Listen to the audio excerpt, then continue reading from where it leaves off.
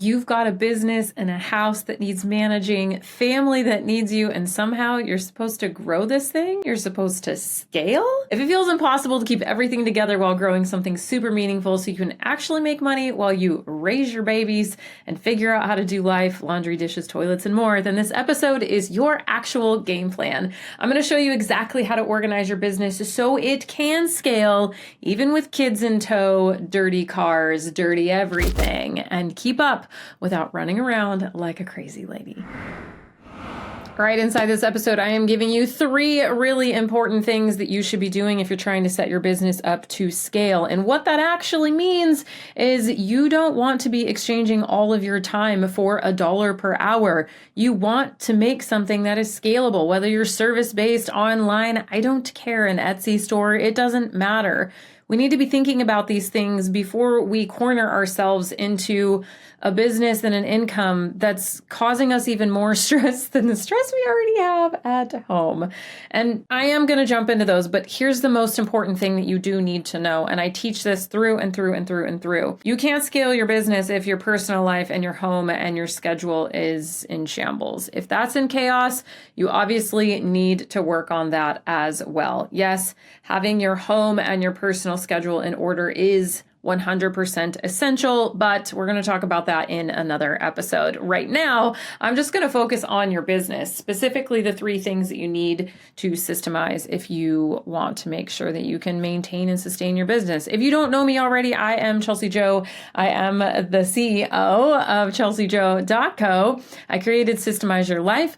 I have a 12-month group coaching program for women who are trying to scale. It's called Systemize to Scale, and it is absolutely amazing. I work with business owners all the time, organizing the back end of their business and helping them organize their home. It's what I did to help me.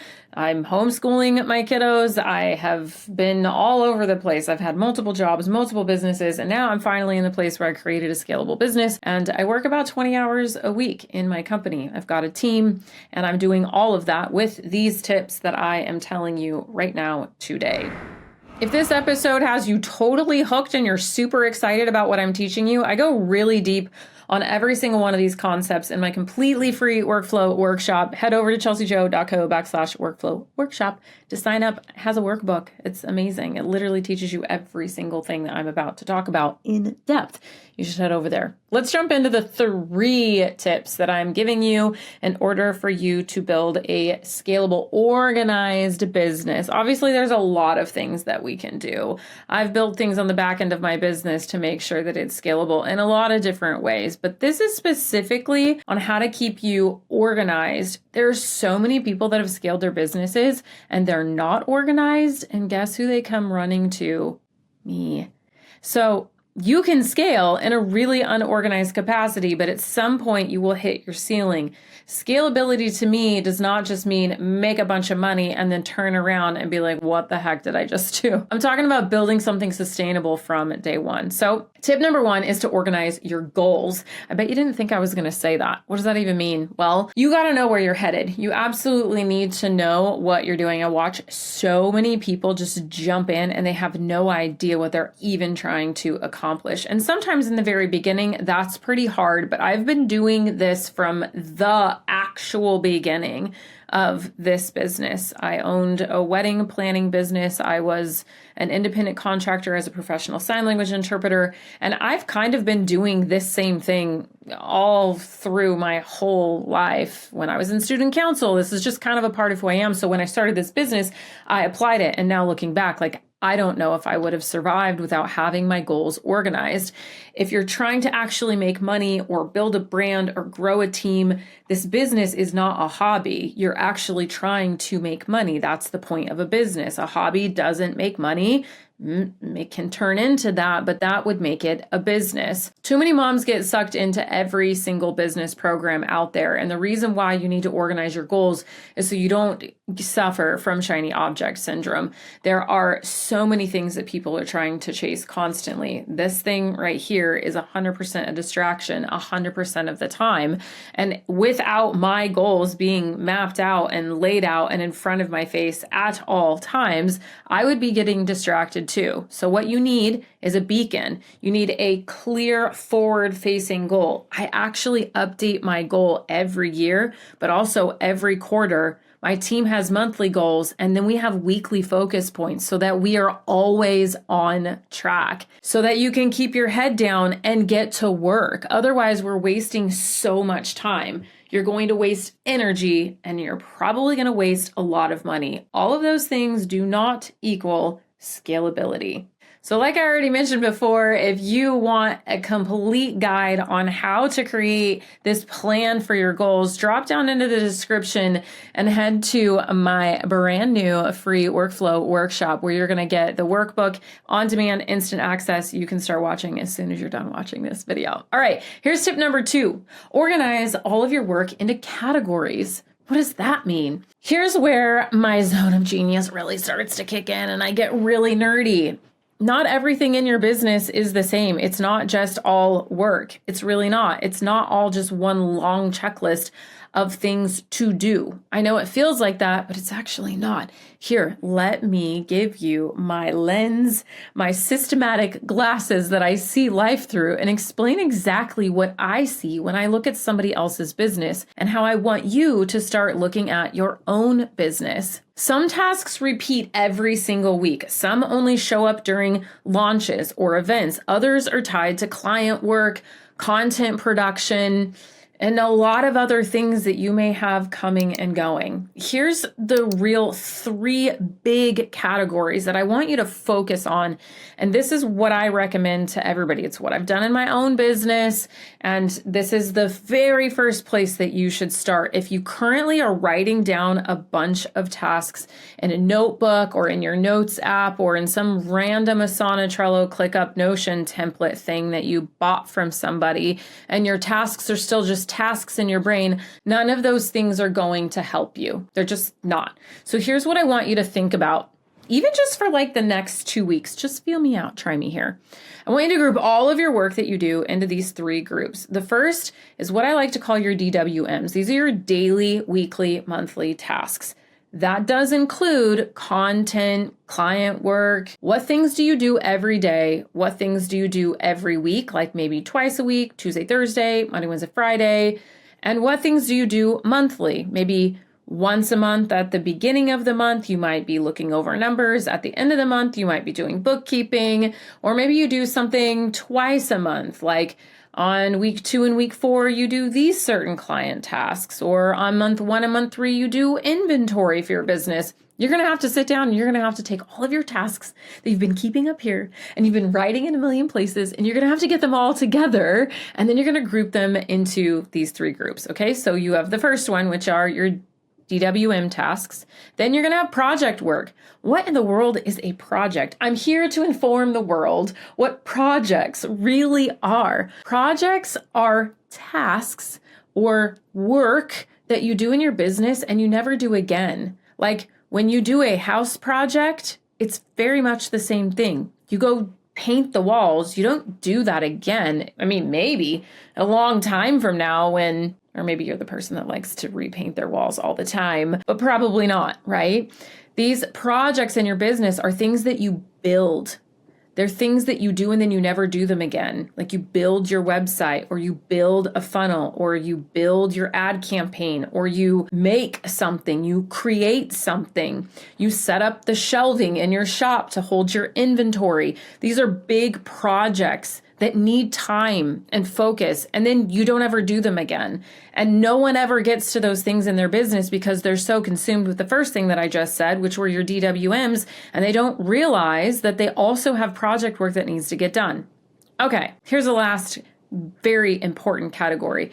These are events. What are events? Well, depending on what kind of business you have, it could be launches, challenges, speaking gigs, in-person events, people come to you, whatever it might be, big promotions that you have. It's something that you're taking to market, and it's an event. It's things that people can do and they can experience with you, whether it's in person or online, it doesn't matter. Okay.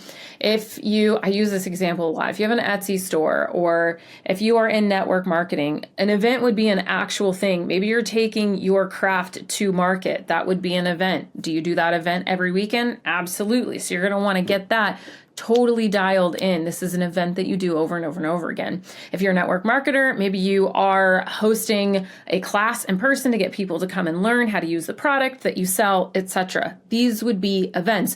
Do you have a bunch of tasks that you have to do in order to take something to market online or in person? Yeah, absolutely. A lot of things. That's why it's important to set time aside for these things. Once you have all of your work grouped into these three main categories, I just want you to just start thinking about what kind of work am I doing right now? Let's just start shaping your thoughts. Feel me out. I promise you, some light bulbs are going to go off if you try this, and you're going to come back and be like, oh, that was really cool. What's next? Well, what's next is the very third and final tip that I have for you today, which is to document every process. I know we talked about how scaling needs to be based upon organization, and you need to do those first two things that I mentioned in order to be able to document your process.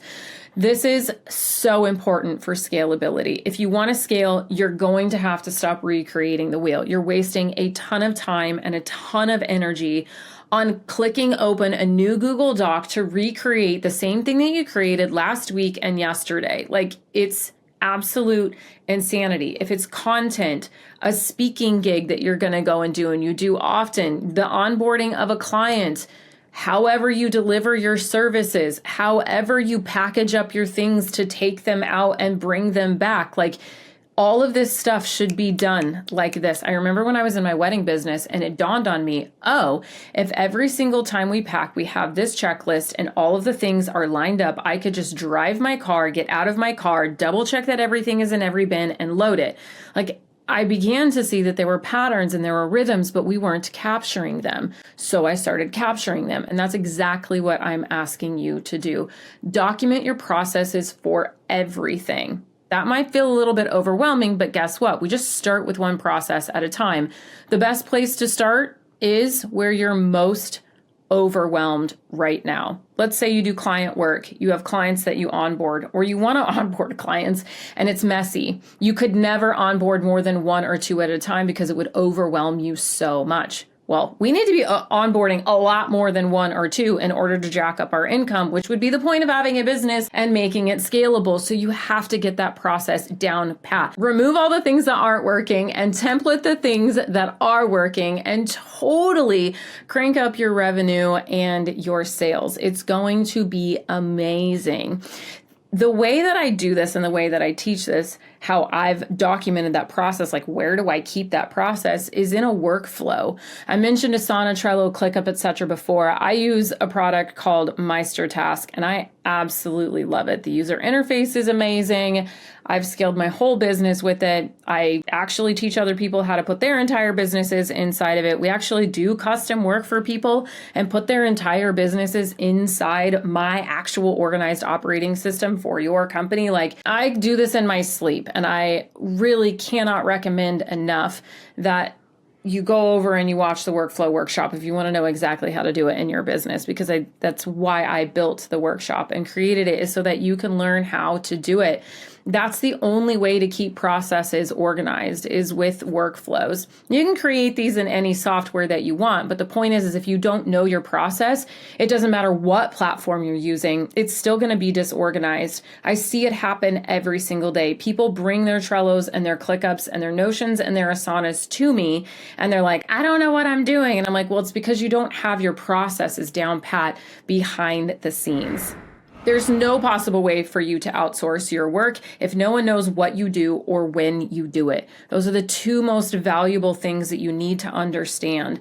Why does it even matter what you're doing every single day if you don't know when you do it or why you do it? And the how, people really get tripped up. Well, I don't know how to teach them how I do all the things. I don't even need you to think about that. The most important part and the most overlooked step is knowing what you do and when you do it. The how is easy. You record some looms. The loom will literally, and ChatGPT, but loom itself has a software, AI inside of it that spits out your SOP for you. Like, that is the last thing that you need to be worried about. You truly just need to know, what is it that you're doing? Remember, the very, very, very first thing that we talked about was your daily, weekly, monthly tasks. What are you doing every day, every week, and every month? Once you get that figured out, you know what you're doing and when you're doing it, you can start outsourcing like wildfire. Essentially, you could begin to get rid of everything that doesn't require your hands and your face. And even then, we can start to pull out what's happening in your brain to be able to get that scalable as well. This is exactly how I've been able to grow my business from an idea that I had and started recording podcast episodes in a closet all the way to a multiple 6 and soon to be 7-figure business that I plan on scaling indefinitely with the exact same systems. I've helped other people scale their businesses to over 7 figures with this organization. There's no other video that you need to watch. There's no other lesson that you need to learn. This is literally all you need to be able to get organized. Stop recreating everything. Stop being overwhelmed. You don't have to be disorganized, and I promise it's not that complicated. If you missed any of the steps from this video, please rewind, go check them out, and I would love, love, love, love, love to meet you back here for another video, and also see you over inside of the workflow workshop. If you feel like scaling your business is really, really hard, then this video probably has you really excited. You are going to do amazing, my friend. Make sure you comment down below and tell me the one thing that you need most help organizing. I would love to know, and maybe we can even chat about it in the next YouTube video that I am going to do, and meet you back here real soon.